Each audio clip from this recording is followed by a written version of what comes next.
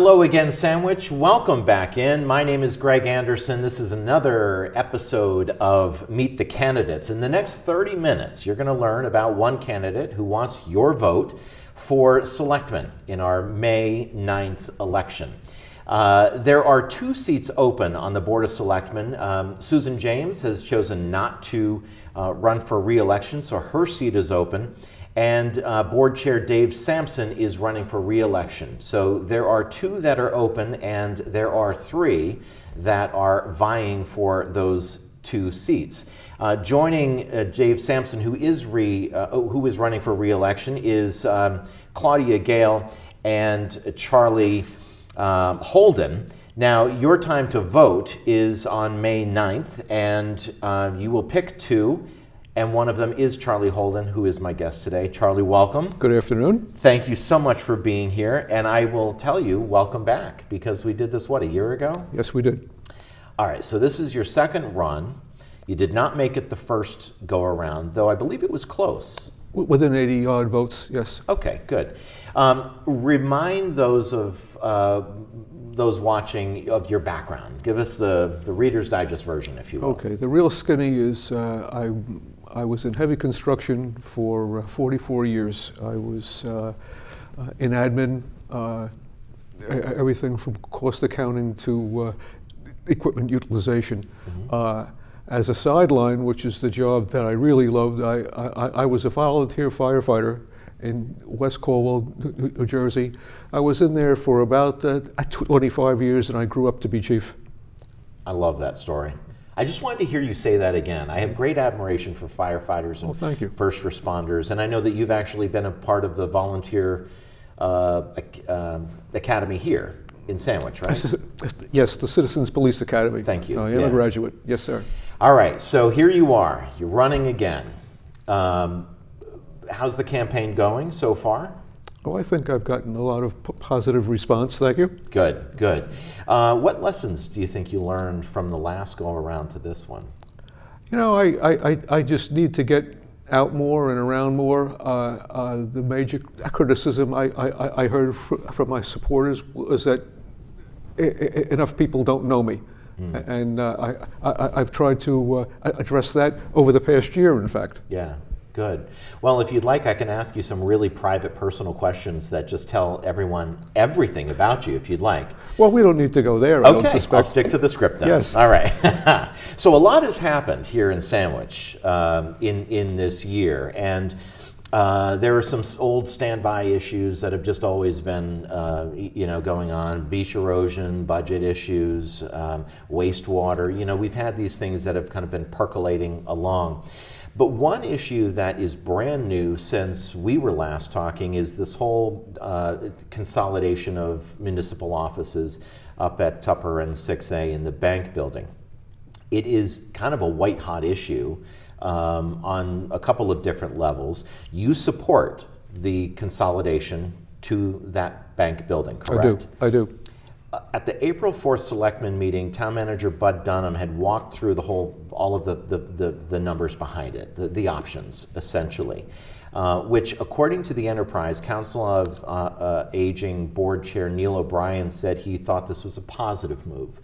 I asked you about the dynamic between the town and the Council on Aging and Neil's comment there, to get your sense as to what is it that you're thinking about when you saw this drama between the Council on Aging and the town as it relates to who gets the space? Interesting. The bottom line is, you indicated, I think the town should get the space. Mm-hmm. I think the Council on Aging, on the other hand, deserves a space of their own, an improvement that is more functional than where they are now. And I think that they can only get that in a building that's designed for them. They definitely have more space needs. Absolutely. That building is a little antiquated.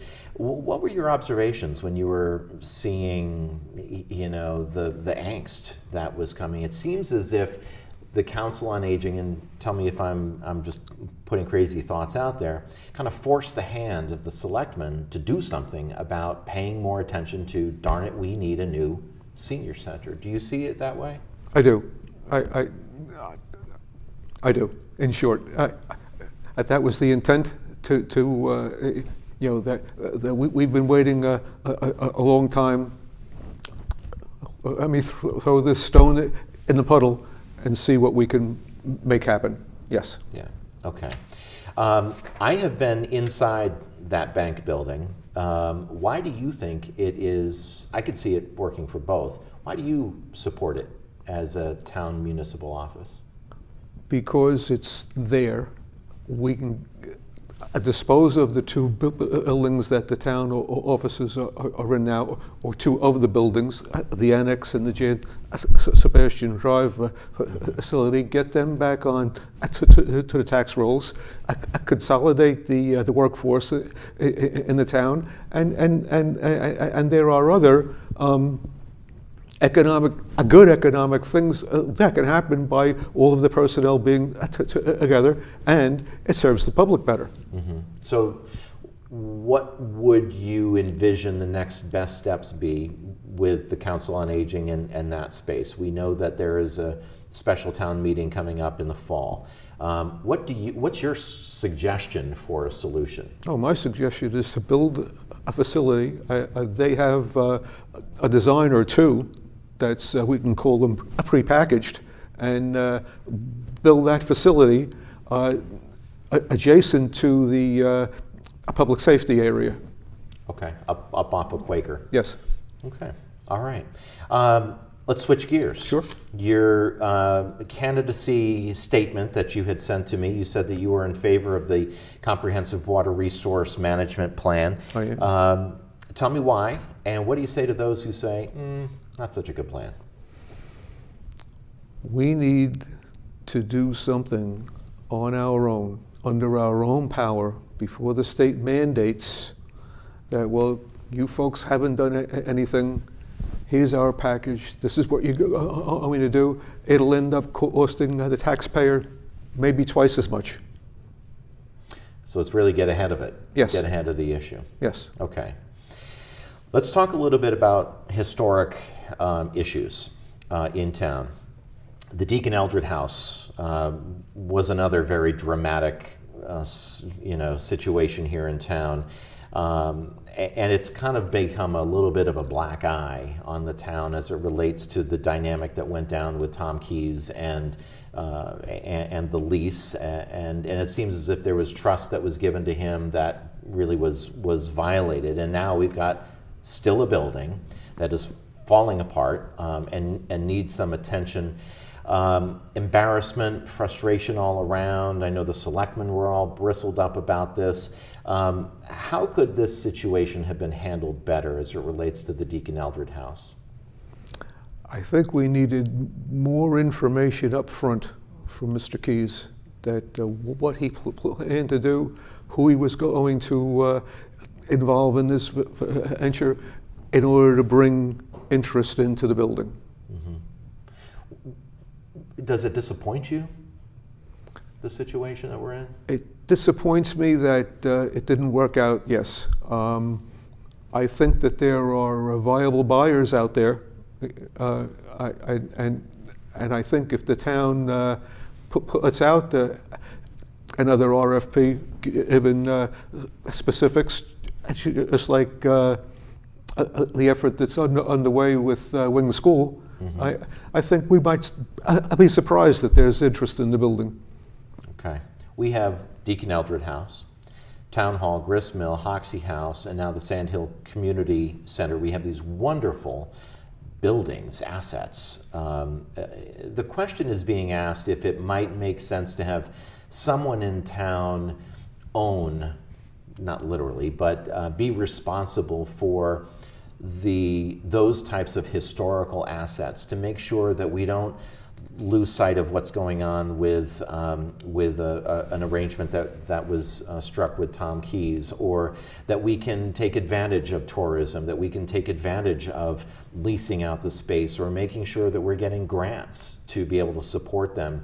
Would you support a position, a person in the town administration that could own that type of responsibility? I think I would.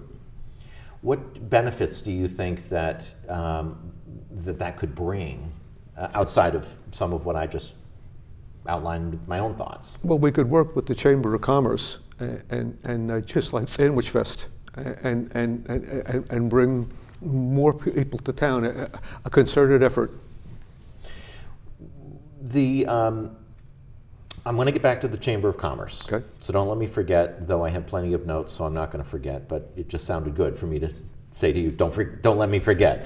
The Army Corps of Engineers, they are in the process of looking at the impact the Cape Cod Canal has on the shoreline, particularly our shoreline. It is called a Section 111 program. Are you familiar with that? Yes. Loosely, okay. This seems to be an opportune time to see if we can help the community through this exercise. Specifically, Lisa Hassler, who is the chair of the Historic Commission, sent me just a note, and I said, tell me a little bit about this thing. Why is it important to you from a historical perspective? In fact, she said, if we lost the barrier beach, all three of our national historic districts would be at risk for flooding. This could cause negative impacts on our economy, above and beyond the negative impacts of losses to infrastructure, personal property, tax revenue, and loss of recreational opportunities for our town. If we can document and study how our historic districts contribute to tourism, it could give the Army Corps a stronger case for justifying the substantial cost of beach restoration and renourishment. What are your thoughts on that? Oh, I agree 100%. I'm an infrastructure guy. I'm, as we've discussed about wastewater, as we've discussed about the historic buildings and et cetera, that whenever we discuss infrastructure, the elephant in the room is beach replenishment.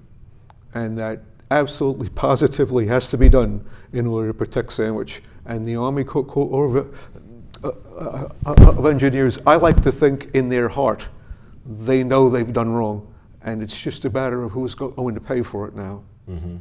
What can the selectmen do? If you were elected and you're sitting there at the table, and these issues of historic preservation and and the beach restoration, what's your passion? Where do you see yourself really applying thought to these types of issues? I like to think I'm a rational person, and I study the issues. I come to my own landing, and hopefully we can cooperate with each other and get something done. I think that we can support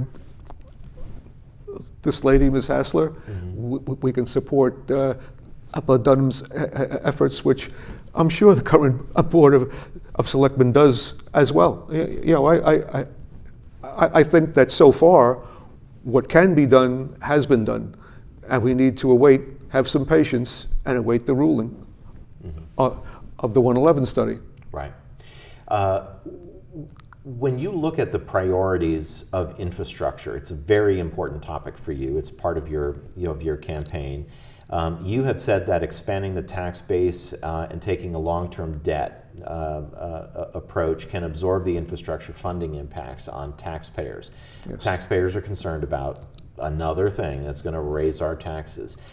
Give me unpack that a little bit more as it relates to your focus on infrastructure. I'll tell you what, that we're in a time right now, given the pilot funds, the payments in lieu of taxes that are going to come in from the plant over the next 20 years, a lot can be done without raising taxes. It'll take the burden off the taxpayer, and in a couple of years we're going to come to a fork in the road, that either we're going to become an historic community that's a bit of an anachronism, or we're going to spend some money and we're going to become a viable historic community. maintain ourselves in an element of moving forward. So be specific as it relates to the historic components. You see there's opportunity there. Tell me a little bit more about that. In what respect, Greg? Well, as it relates to infrastructure and how that can help and protect the historic elements of the community. Well, sure. Wastewater will bring in money. Everybody envisions it as spending money up front, but then we'll be able to attract more business, which will bring more people in and circulate in the historic area. What's attractive about us is the historic area. Yeah. The tourism piece, how are we doing on that? Are we getting enough revenue off of tourism? Are we doing enough to promote, to increase our tourism? I think we could use a couple of more hotels in town. I develop an area maybe out in the Golden Triangle, hotels, ball fields. I'm a proponent of trying to bring a Cape Cod League team in here. Oh man, I would love that. That would be great. Yeah, you got to go to Bourne right now. Right. Closest one. Right. One more question on the historic components. Historic preservation as it relates to these homes that are just basically falling apart. They are all over. They're in the village. Actually, some are historic, some are not. But fines have not been levied against these homeowners who just kind of let them deteriorate, kind of the demolition by neglect dynamic. Fencing of properties is not really being enforced. Brendan Brides is now in charge of the building department. I like him, nice guy, really good guy. Absolutely. Tell me a little bit about what you would like to see as it relates to enforcement of these homes that are just falling apart. They're unsafe, they're abandoned, essentially. Any thoughts as it relates to that? I think we need to enforce it. I enforce the safety issue. Enforce the viability of a building to sustain a family. I think a lot of that is being done. I think a lot of issue, though, is created by the historic societies, if I could call them that, insistence on specific materials to keep these places up and running. It can maintain the same look, but it can have a modern material. Yeah, it's like the house on Grove Street that's Absolutely. been in the news. What is your opinion on that as it relates to using some sort of artificial substance that mimics the real thing? Let me ask you in this context, the rules by which the Historic District Committee has to follow were last written in the mid-'70s, early '70s. So they probably need to be updated. But in real time, here today, we're looking at this one house, and there are other issues where they say, look, we just need to replace, but I can't afford to do it the way 1972 wanted me to do it. What's your take on that whole dynamic, or maybe even specifically as it relates to that house? Oh, I think that specifically this individual should be able to use modern materials that'll look the same, that'll last longer, impact the homeowner's pocketbook. It will up front, but down the road less, and it'll appreciate to the appearance of the community. I see it as a win-win. Okay. Let's talk a little bit about the schools. Okay. Dr. Gould has signed a 6-year contract that has been inked, and she will continue on. How is she doing in your mind? Oh, I'm a big supporter. She's doing very well. How so? Give me some examples. What are you thinking? Well, this rebranding of the system, the school infrastructure. I was the finance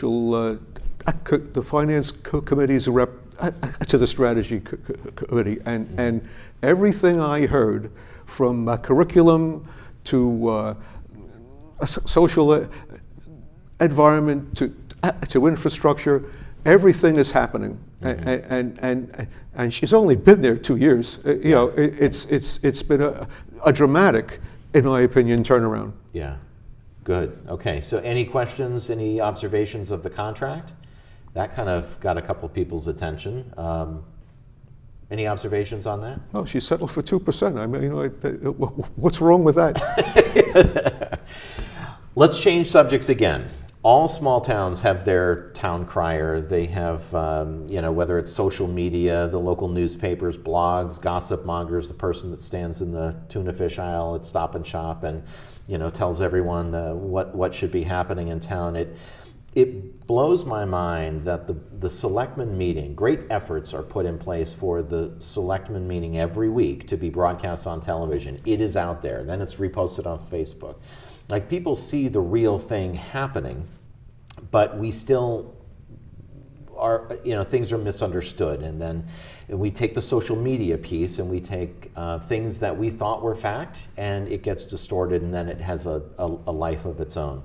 While you can't control that, what's your thought as to the messages that are sent into the community, the banter, the narrative of misinformation or hysteria over things that, if you just went to the selectmen meeting, you would have heard what Charlie said. Right. In fact, after the meeting, you probably could have talked to him and said, "Hey, can you clarify what you meant?" But instead, we kind of hide behind our laptops. Talk to me a little bit about that, because that's a very real dynamic for any public office. Yeah, it's disappointing that no one comes to meetings. A public forum is as we mentioned, I'm on the finance committee. We get a very rare individual who will come and address us or in the public forum session. There are reporters at the Board of Selectmen's meetings, at the FinCom meetings. You're getting in the local newspapers, and on some of the internet news outlets, the real thing of what happened. But when we start to interact with each other, that's when the distortions take place. Right. The misreadings, the misinterpretations, the lack of facts sometimes, and then the arguments start, and the whole thing degenerates. Yeah. We've got to be more proactive in getting our positions out through viable news means. Facebook is not journalism. No. So you can't, you got the broadsider, you have the Enterprise, you have journalistic, functions out there, but Facebook is not, and we shouldn't consider it to be. But people take it as truth and fact, and that's concerning when you look at the type of messaging that can be misconstrued. Well, there are viable news outlets that are Facebook-based, Right. and the facts are facts. It's when the discussions start that the facts become distorted, Right. and the arguments begin. And so some of them, as you know, are in some pretty bad taste as well. Yes, exactly. So here's a thought. I was thinking on the way over here, I was thinking about the makeup of the Board of Selectmen if you and Dave Sampson were to win. And there's a reason why I'm asking about if the two of you win. It would be all men, largely retired, or Dave and Shane are not, and others are working, but there's a very similar profile, especially with Susan James leaving the board. what are the optics in your mind as it relates to that? Are we kind of too like-minded up there? Is it, how does that resonate with you, or does it? Well, there might not be anything wrong with being like-minded, us, because I'm retired, I'm active all over the place. I've got a lot of different perspectives on what's going on in town. Not to name names, but from food pantry to Corpus Christi Church to the school committee to FinCom, I get around. And I think all of those individuals make a genuine effort to get around, have their finger on the pulse of what's going on. And what we look like, the 9 old men from the 1930s Supreme Court, yeah, maybe, and I can't do anything about that. That it should be about the best person for the job, not about your gender. Gotcha. And having said that, applaudits to Susan James, who has been a tremendous, indeed, a selectman for 6 years. Yeah, yeah, just tremendous. Indeed. All right. So your wife Pat, you've been married for 43 years. Yes. You have 2 boys, 4 grandchildren. Please tell me what everyone is saying around the dining room table when they say, "Dad's running again." I mean, what is the family saying? They're largely supportive, believe it or not. Largely? Largely. Largely. Some of them think I need maybe a checkup, but no, they're supportive. I've been involved in extracurriculars my whole adult life, and this is no surprise to any of them. Okay, and they're all getting your back? They are. Excellent. Okay, I'm going to give you 5 questions. Okay, we're gonna end on this. 5 questions that I want you to pick your best answer, or I want you to give me the first answer that comes into your mind. Okay? Sure. All right. Top 5. First question: Market Basket or Stop and Shop? Stop and Shop. Favorite Sandwich High School team sport? Baseball. Baseball. Fox News or CNN? Fox News. Enterprise or Broadsider? Ooh, Enterprise. Okay. And of the following, which family name, is not of historic significance in Sandwich? Nye, Wing, Smack Bottom, or Tupper? Smack Bottom. Thank you. My pleasure. You got it. All right. Hey, Charlie, thank you so much for coming in. The time flies, doesn't it? It does. It really flies. You do a nice job, and I appreciate that. And good luck at the polls. Thank you. And I want to thank the whole team here at Sandwich Community Television for helping to put these programs on. Our goal is to just bring you information, perspective, and to get people like Charlie to say words like smack bottom. That's our goal. That's what we try to do. We'll see you at the polls on Thursday, May 9th. Be there or be square. And I'm Greg Anderson, and we'll see you soon. Thank you.